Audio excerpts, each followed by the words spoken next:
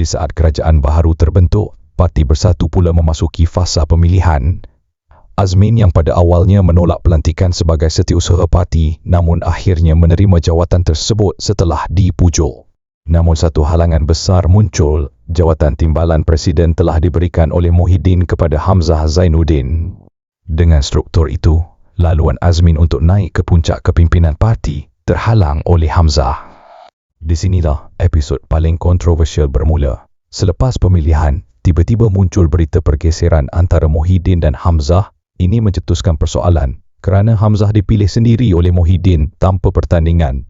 Justeru dakwaan bahawa Hamzah berhasrat menjatuhkan presiden menimbulkan tanda tanya dalam kalangan pemerhati. Dari mana cerita ini muncul? Propaganda tentang pengkhianatan Hamzah menjadi naratif yang dijaja ini ditelan bulat-bulat oleh Muhyiddin dan orang-orang di sekelilingnya. Akhirnya, hubungan antara Muhyiddin dan Hamzah tiba-tiba menjadi retak. Akhirnya, Hamzah berjaya disingkirkan dengan cara paling kontroversi. Selepas pemecatan Hamzah, laluan ke jawatan timbalan presiden kini terbuka.